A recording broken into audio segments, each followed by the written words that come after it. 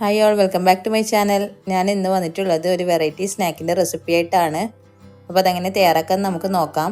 ഒരു പാത്രത്തിലേക്ക് ഞാനിവിടെ 1/2 കപ്പ് കടലപ്പൊടിയാണ് എടുത്തിട്ടുള്ളത്. അത് ഇട്ട് കൊടുക്കാം. നല്ല ടേസ്റ്റി ആയിട്ടുള്ളൊരു റെസിപ്പിയാണിത്. എൻ്റെ ചാനൽ നിങ്ങൾ ആദ്യമായിട്ട് കാണുന്നെങ്കിൽ മറക്കാതെ സബ്സ്ക്രൈബ് ചെയ്യുക. ഇനി ഇതിലേക്ക് 1/2 കപ്പ് തന്നെ മൈദ കൂടി ഇട്ട് കൊടുക്കുന്നുണ്ട്. നമ്മളിതിലേക്ക് 1/4 കപ്പ് പുട്ടുപൊടിയാണ് ചേർത്ത് കൊടുക്കുന്നത്. അതുകൂടി ഇട്ട് കൊടുക്കാം. 1/4 കപ്പിലും കുറവ് ഇട്ട് കൊടുത്താൽ മതിയാകും. ഇനി ഇതിലേക്ക് നമ്മൾ ഇഞ്ചി ചതച്ചത് ഇട്ട് കൊടുക്കാം. ആവശ്യത്തിന് ഉപ്പ് കൂടി ചേർത്ത് കൊടുക്കാം. നമ്മളിപ്പോൾ ഈ സ്നാക്കിൻ്റെ ബാറ്ററാണ് തയ്യാറാക്കി എടുക്കുന്നത്. ഇനി നമുക്കിതിലേക്ക് സ്പൈസസ് ചേർത്ത് കൊടുക്കാം. 1 സ്പൂൺ മുളക് പൊടി ഇട്ട് കൊടുത്തിട്ടുണ്ട്. 1 സ്പൂൺ കുരുമുളക് പൊടി കൂടി ഇട്ട് കൊടുക്കുന്നുണ്ട്. മുളക് ബജിയൊക്കെ ഉണ്ടാക്കുന്ന സമയത്തും ഞാൻ ഈ ഒരു ബാറ്റർ തന്നെയാണ് ഉണ്ടാക്കിയെടുക്കാറുള്ളത്.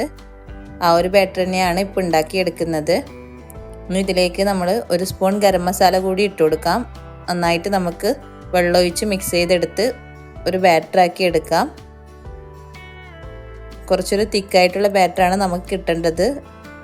നമുക്ക് ഫ്രൈ ചെയ്യാനുള്ളതാണ്, അതുകൊണ്ടാണ് ഇങ്ങനെ ചെയ്തെടുക്കുന്നത്. നല്ല ടേസ്റ്റി ആയിട്ടുള്ള റെസിപ്പിയാണിത്. നിങ്ങൾ തീർച്ചയായും ട്രൈ ചെയ്ത് നോക്കണം. ഫീഡ്ബാക്ക് അറിയിക്കണം കേട്ടോ. വെള്ളം ആവശ്യമാണെന്നുണ്ടെങ്കിൽ ചേർത്ത് കൊടുത്തിട്ട് നമുക്ക് നന്നായിട്ട് മിക്സ് ചെയ്തെടുക്കാം. ഉപ്പും നമുക്ക് ആവശ്യമുണ്ടെങ്കിൽ ചേർത്ത് കൊടുക്കാം.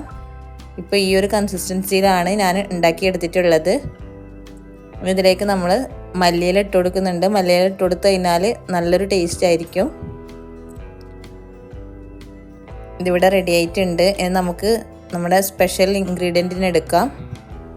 അതാണ് ക്യാപ്സിക്കം വെച്ചിട്ടാണ് ഞാനിന്ന് ബജ്ജി ഉണ്ടാക്കി എടുക്കുന്നത്. ഈ ഒരു ഷേപ്പിൽ കട്ട് ചെയ്തെടുത്തിട്ടുണ്ട്. പാനിൽ എണ്ണ ചൂടാവാൻ വേണ്ടി വെച്ചിട്ടുണ്ട്. നന്നായിട്ട് ചൂടായതിന് ശേഷം നമുക്ക് ഓരോന്നായിട്ട് ഫ്രൈ ചെയ്തെടുക്കാം. ഈ ക്യാപ്സിക്കത്തിൽ കോട്ട് ചെയ്യുന്ന ഇതിലാണ് മാവ്, നമ്മൾ കൺസിസ്റ്റൻസിയിലാണ് മാവ് ഉണ്ടാക്കി എടുക്കേണ്ടത്. നമ്മുടെ ബാറ്റർ നന്നായിട്ട് ലൂസായിട്ടുണ്ടെങ്കിൽ ഇതിൽ കോട്ട് ചെയ്യാൻ വേണ്ടി പറ്റില്ല, ബുദ്ധിമുട്ടായിരിക്കും. പിന്നെ നമ്മളൊന്ന് ശ്രദ്ധിക്കേണ്ടതെന്ന് വെച്ചാൽ ക്യാപ്സിക്കം ജസ്റ്റ് ഒരു ചൂടുവെള്ളത്തിൽ ഇട്ട് വെച്ച് നന്നായിട്ടൊരു തുണി വെച്ച് ഒപ്പിയെടുത്തതിന് ശേഷം ഫ്രൈ ചെയ്ത് കഴിഞ്ഞാൽ നമുക്ക് നന്നായിട്ട് കോട്ട് ചെയ്തെടുക്കാൻ വേണ്ടി പറ്റും. ഇതിപ്പോൾ ഒരു സൈഡ് ആയിട്ടുണ്ട്, മറ്റേ സൈഡ് കൂടി ഞാൻ തിരിച്ചിട്ട് കൊടുത്തിട്ടുണ്ട്. ശരിക്കും പറഞ്ഞാൽ അടിപൊളിയായിട്ടുള്ള റെസിപ്പിയാണിത്. സോസ് കൂട്ടി കഴിക്കാനും നല്ല ടേസ്റ്റാണ്.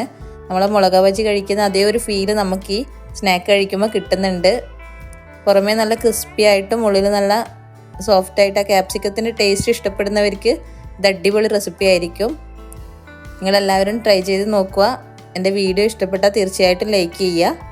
ഇതിപ്പോൾ ഇവിടെ ഈ ഒരു ബ്രൗൺ കളർ ആകുമ്പോൾ നമ്മൾ കോരി മാറ്റിയിട്ടുണ്ട്. ഓവറായിട്ട് കുക്കാവാൻ നിൽക്കണ്ട.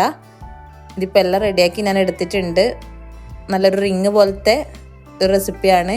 ഞാൻ ഇതുപോലെ ഒരു വീഡിയോ ഒനിയൻ റിങ്സിൻ്റെ വീഡിയോ കൂടി ചെയ്തിട്ടുണ്ടായിരുന്നു. നിങ്ങൾക്കത് കാണണമെന്നുണ്ടെങ്കിൽ മേലെ ഐ ബട്ടൺ ക്ലിക്ക് ചെയ്താൽ അത് കാണാൻ വേണ്ടി പറ്റും.